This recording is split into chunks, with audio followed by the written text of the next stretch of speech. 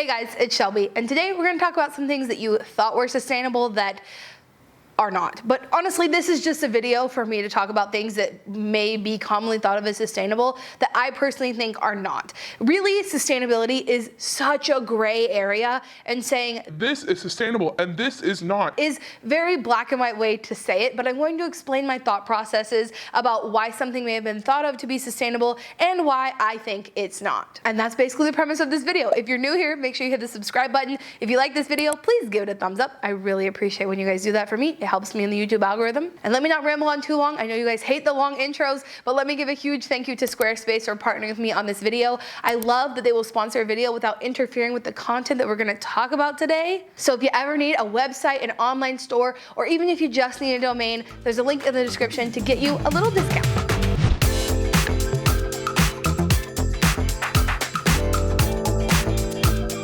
First up is wish cycling. Now you may have heard of this before, you may have not, but let me explain what wish cycling is and why it's not sustainable. Wish cycling is essentially putting something in your recycling bin that your recycler does not accept. So if you have recycling where you live, or if you've ever seen a recycling bin, or if you've ever heard someone talk about it, there's typically a list of things that are accepted by your recycling. Here in San Antonio, we're really lucky that virtually everything is recyclable. It's really, really cool. But some of the things that are recyclable here that are not recyclable in a lot of other places are things like Tetra Paks. So Tetra Paks are the things that most plant-based milks come in, unfortunately.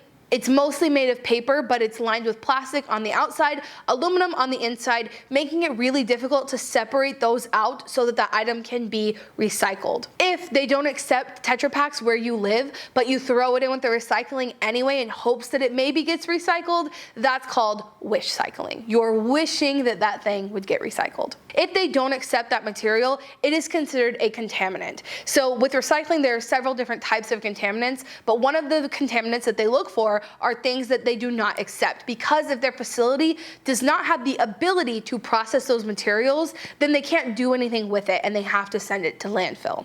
Now at this point you might be thinking, okay, so either they send it to landfill or I send it to landfill, what's the difference? The difference is that when these processing plants get recycling in, if it reaches a certain threshold of contamination, then that whole batch will get sent to landfill. Because we have to keep in mind that recycling is not a charity, it is a business, and we should treat it as such. So wish cycling does more harm than good and is not sustainable.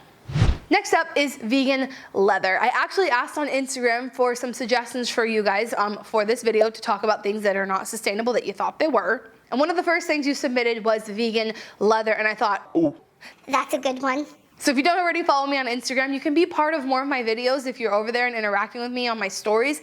In particular, I try to post like every other day. Really, I'm a YouTube girl, I'm not an Instagram girl, but I try my best. So if you're on the app, make sure you follow me. Honestly, the regular leather industry is not so sustainable either. Obviously, we have to grow animals to turn them into leather, which is just a sad thing to say. Like, we are like the most modern society, but we haven't figured out a way to make leather out of not plastic and out of not animals that is sustainable and also good quality yet. The animal leather industry is not the most sustainable because it takes a lot of resources to raise an animal in terms of the feed and the water and the land use, all that sort of stuff. And then the tanning is what it's called when they process leather, is an incredibly toxic process as well in most cases. So the answer is not that vegan leather is unsustainable, but regular leather is sustainable. That's not what I'm trying to say here. But animal leather is much more high quality and lasts a lot longer and is probably the more sustainable option than vegan leather, which is normally mostly made of plastic. I made a video in the past with a very clickbaity title called Why Vegans Should Wear Leather, in which I explained that basically buying leather secondhand does not contribute to those animals dying, to those toxic processes to make leather, and I still stand by that. I 100% will buy leather secondhand and feel good about it because it's high quality and it's not giving any money to the industry. But vegan leather is just what they called a decade ago pleather, which everyone thought of as cheap, shitty leather. We're calling pleather, aka plastic leather, vegan leather, and it's just plastic. It's not sustainable. There are people out there making more sustainable forms of vegan leather out of things like fruits and vegetables and all that kind of stuff, mushrooms. And also the people who are using those materials, it's incredibly expensive. I really wanted to buy a pair of grape leather shoes recently, and I think they were like $250 for sneakers. And I think a lot of times vegan leather is marketed as sustainable because it's owned by a vegan brand, who traditionally people who are vegan and care about plant-based eating and living are people who care more about the planet. But at the end of the day, vegan leather is just plastic, and it's not going to be a sustainable material in my book.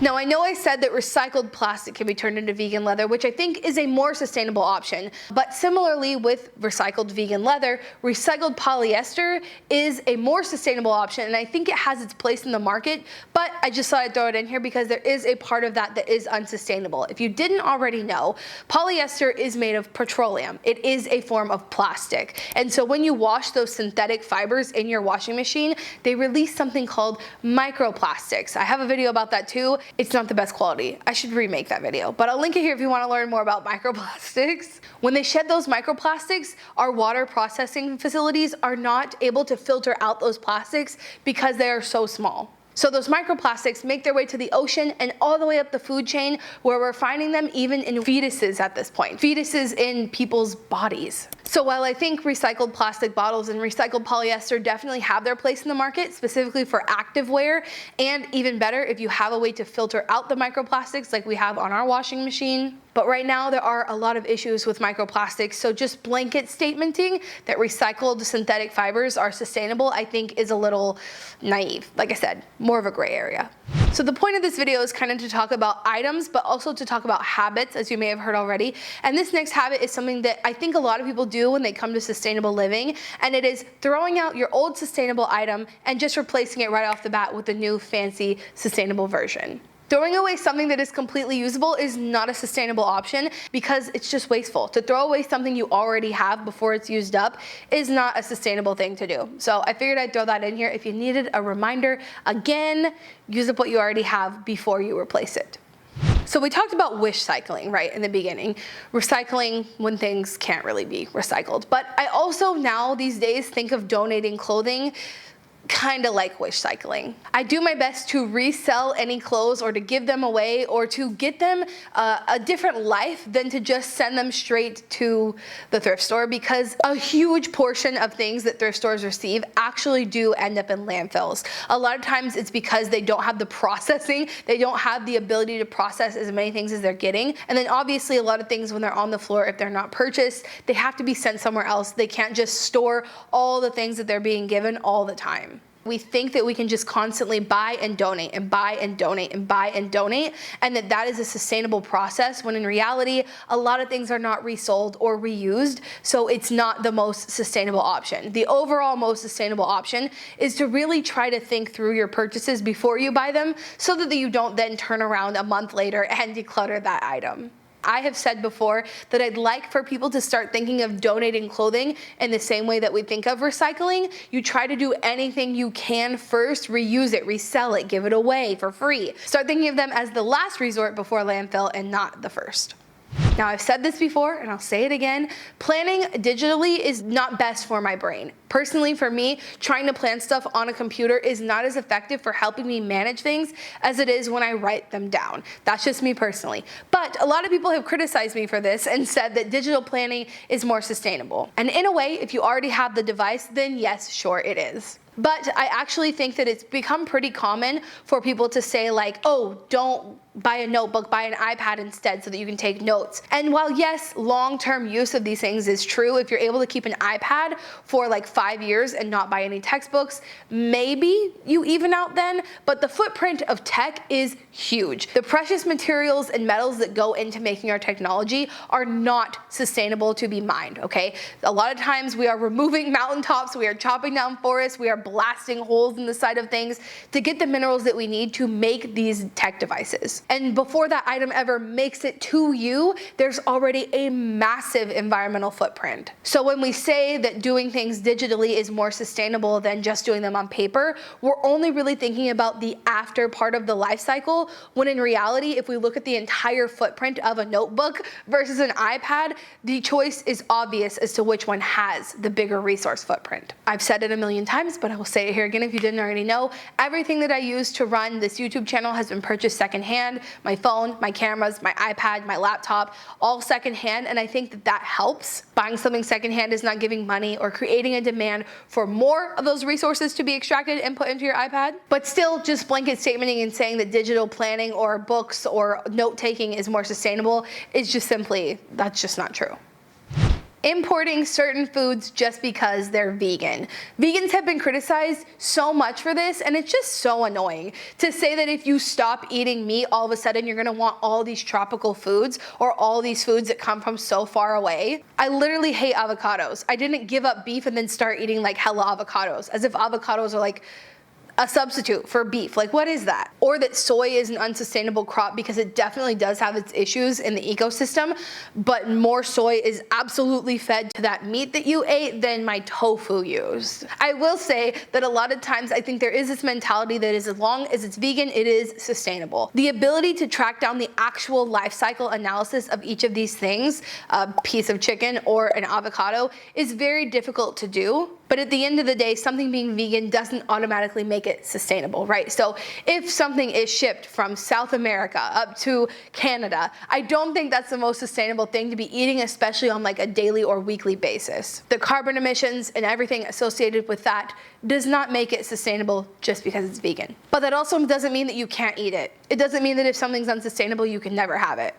I'm just gonna put that caveat here as well. And along the same lines, animal products are not sustainable just because they're not packaged. If you're able to get animal products plastic free, that doesn't automatically make them sustainable. If you haven't noticed from this video and overall on my channel, I'm really passionate about talking about the environmental footprint of something before it makes it to you, as opposed to only talking about the end of product's life cycle, right? So if we're talking about strictly the end of a product's life cycle, packaging only, and we take something that is a vegan meat substitute and a animal product that's not packaged, then yeah, you think this item is the most sustainable. But in my opinion, that's completely not true, because these two items have a massive environmental footprint before they ever made it to you, and it is important to consider that as well. And in my opinion, more important to consider that than to just consider the packaging after the fact. Like I said, it is difficult a lot of times to trace down the exact life cycle analysis of a given thing, but overall we know that animal agriculture is incredibly unsustainable for many reasons, in terms of land use, in terms of dead zones. If you didn't see that video, I'll link it right here. In terms of water footprints, the massive amount of water it takes to grow the food to feed to those animals, and they also have their own greenhouse gas footprints. They emit a lot of greenhouse gases in and of themselves. And aside from the environmental concerns, obviously you're taking the life of an animal when you didn't need to. So to me, something is not just sustainable simply because it's package free. There's so much more to consider, and that's kind of my goal with this channel, is to communicate that clearly so that more people understand that it's not just black and white, that sustainability really is a gray area. Which was my intention behind this whole video, so I hope you learned something new today. Let me know if you agree or disagree on any of these, or if you think maybe my opinion was incorrect, or whatever you think. I'd love to hear from you in the comments. I always love reading through your comments. And again, I want to give a huge thank you to Squarespace for partnering with me on this video without interfering with anything that we talked about today. So let's hear a little bit more about them. Like I said, Squarespace is an all-in-one platform, so you can look to them to build an online store, website, or even just if you need to purchase a domain. Squarespace makes setting up a website super easy because you don't need to learn coding. They already have some beautiful templates over there that you can customize to be exactly what you're looking for. Squarespace makes it easy to connect your social media and to also take advantage of their blogging tools. You can do email campaigns through Squarespace because it is an all-in-one platform, like I mentioned. With their 24-hour customer service and traffic insight tools, it makes it the easiest way to build a website on the internet today. So when you're ready to launch, head over to squarespace.com/Shelbizleee for 10% off of your first purchase.